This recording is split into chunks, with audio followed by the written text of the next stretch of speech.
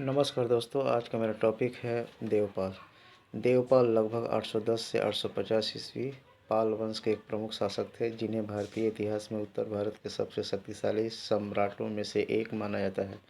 वे बंगाल और पूर्वी भारत के पाल साम्राज्य के तीसरे राजा थे तथा अपने पिता धर्मपाल के उत्तराधिकारी बने। पाल वंश 750 से 1174 ईस्वी ने बौद्ध धर्म को संरक्षण दिया और वास्तुकला तथा शिक्षा के क्षेत्र में महत्वपूर्ण योगदान दिया। देवपाल का शासनकाल साम्राज्य विस्तार, धार्मिक सहिष्णुता और सांस्कृतिक समृद्धि के लिए प्रसिद्ध है।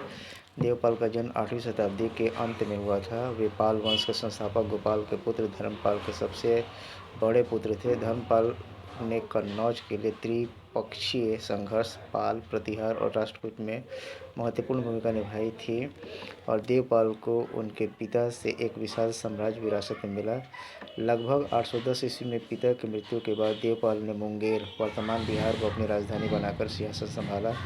वे युवावस्था में ही शासन की बागडोर संभालने के कारण एक कुशल प्रशासक सिद्ध हुए। देवपाल का शासनकाल लगभग 40 वर्ष पाल साम्राज्य के स्वर्णिम युग के रूप में जाना जाता है। उन्होंने अपने पिता के साम्राज्य को और विस्तृत किया, जो विंध्य पर्वत से लेकर सिंधु नदी तक फैला हुआ था।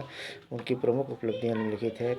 पहला, उत्तर भारत का विस्तार। देवपाल ने लगभग पूरे उत्तर भारत पर प्रभुत्व स्थापित किया। उन्होंने गुर्जर प्रतिहार शासक मिहिर भोज को पराजित किया, जो उनकी सबसे महत्वपूर्ण विजय थी। अरब यात्री सुलेमान ने देवपाल को राष्ट्रकूट और प्रतिहार शासकों से अधिक शक्तिशाली बताया।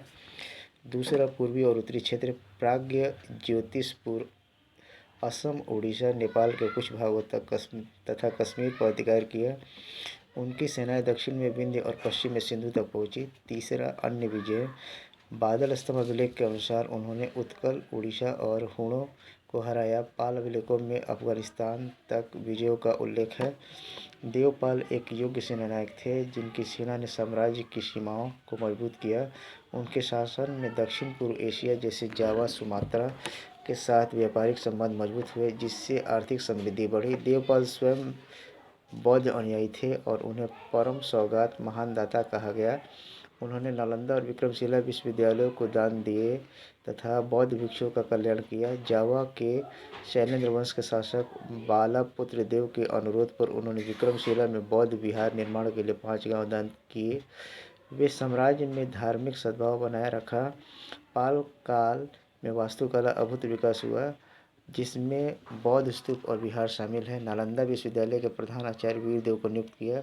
उनके काल में रामचरित जैसे ग्रंथों की रचना हुई। देवपाल की मृत्यु लगभग 850 ईस्वी में हुई। उनके बाद पाल वंश की उन्नति प्रारंभ हो गई, क्योंकि प्रतिहार शासकों जैसे मिहिर भोज ने पूर्वी क्षेत्रों पर कब्जा कर लिया। फिर भी देवपाल को पाल वंश का सबसे महान शासक माना जाता है।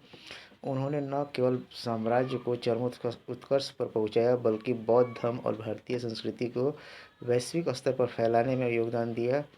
आधुनिक इतिहासकार उन्हें मध्यकालीन भारत के एक कुशल शासक के रूप में याद करते हैं।